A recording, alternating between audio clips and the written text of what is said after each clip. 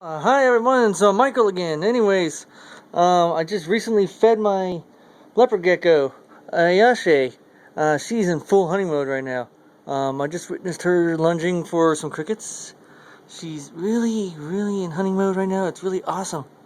I see there's a cricket up on top of the thing. They're crawling all over the place in her tank right now. She's really hunting them down. Um, she's out and about right now. You can see how healthy and a big fat tail she really has. She's chilling out and hunting these crickets down. It's awesome to watch this stuff. You actually see her inside the little honey hole in here. She's hunting down in there.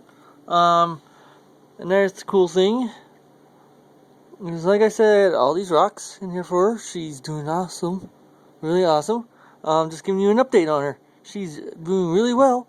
Really hard, happy feeder. You just saw her, so she's really going to be a really good reptile. She's living a really good life in her in her tank. On to Zubiri's tank. I got some news on her. A couple days ago, she actually friggin' bit me. It was not awesome. It scared the shit out of me, alright? Really surprised me. She actually bit at me, and I was like, oh man, oh heck no. That wasn't cool at all. So I was really upset at her about that, but then I realized she was just doing her thing as a snake. Anyways, I did another upgrade on her tank. I had to change her substrate out. The substrate I had was this wood stuff. It's in this bucket right here. This is all soaked all the way through. It's not even good anymore.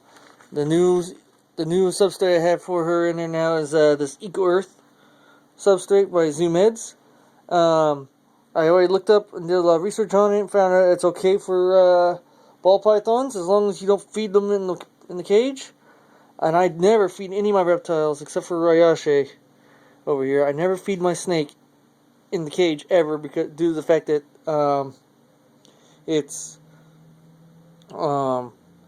they'll become cage aggressive. Ayasha on your hand, you can feed her in the cage, you can feed her outside the cage. Your leopard geckos, you feed them inside or outside the cage. They're not going to get aggressive at all. Well, anyways, let's go and move on to Zubiri here. She is actually chilling out right there. You can see her little happy little head sticking out right there.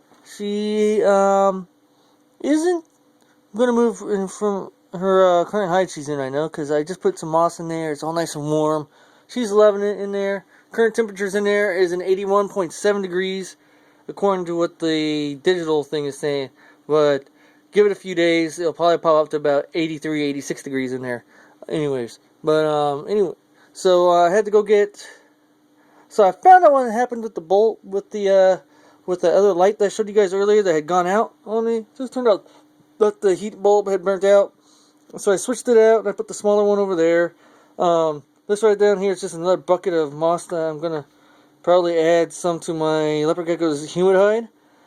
Because due to the fact that it is getting really warm in there. It's like too warm for her. I had this little doohickey right here. This is something new. Fog machine is working really well. I put it over here on this stand over here instead of on top because I figured maybe it was vibrations too of this vibrating all the time on top of her that was agitating the heck out of Zubiri here. And that's probably why I wound up with these little nicks on my finger. I don't know if you guys can see them because it is really bright. And I'm going to see if I can't show them to you. You should probably be able to see them a little bit. Not too much right now, but you'll be able to see them just a little bit. Yeah, that red mark that you see right there, that's where she got me. She got me right on the middle finger. For those of you who own ball pythons and have never been bitten and all that, let me tell you one thing that you will eventually get bit by these animals. You gotta remember that just because your snakes were captive bred and all that, you still gotta remember they still have their wild instincts like their wild cousins do. They will do what wild animals do. When you get one of these, you gotta realize you're gonna be messing around with something that has teeth. Alright? All reptiles have teeth. You're gonna get bit by. You're gonna get bit, no matter what. Ball pythons, they don't tend to bite that often. Alright? What I did is, I think it was a mistake for me. I stuck my hand in the cage without knowing where her head was at the time, and surprised and startled her. So she stuck out at me, as a defensive thing. It wasn't because she was angry or trying to be mean to me. It was just because she was in defense mode. So I was kind of a mistake for me to stick my hand in there at night when it was dark and it was her time to roam around in her hunting time. She thought maybe my hand might probably have, I was making all those rustling sounds. And as you see, it's fluctuating between 82.1. It's fluctuating between 81.9 degrees and 82 degrees in there right now. It will go up, and it will continue to go up slowly. It will do this for a while while it's fluctuating, trying to figure out what the actual temperature is in here. But it's alright. Anyways, back to why a snake would bite you. Your animal would bite you if it's stressed out too much. Maybe the temperatures aren't right, or something like that. Or maybe you didn't feed it enough. Sometimes that happens. You didn't feed your animal enough food. I know I fed her 3 days ago, so she shouldn't. It wasn't a food response. It was more of, you scared the heck out of me. I'm going in defensive mode. I'm going to bite you. All right. So don't worry about that. The smaller snakes, ball python bites don't generally hurt that much at all. I didn't really feel much of anything. It does draw blood, but don't panic. It's not going to kill you. All right. You're going to live to see your next birthday. Don't worry about that. All right. So, anyways, back to what I was going to say. Like I said, eventually I'm probably going to do the water effect in this thing, but not right now. I'm finding out water effects.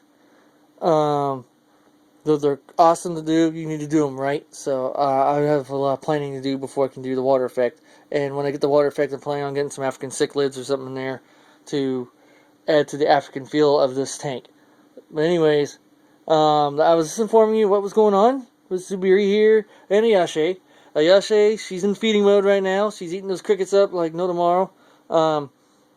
And letting you know that everything is going cool with both my animals. If you got any comments, so let me know what you would think it would be a great reptile. I'm thinking of expanding, so I need you guys to tell me in my comments what would be a great reptile. What would be the next reptile you think I should get? All right, tell me that. It will give me some ideas of what I should get next, because right now I have no idea what I want to get next at the moment. I know I want to expand, but so in the comments below, just tell me or give me an idea of what animal you think I should add to my reptile collection.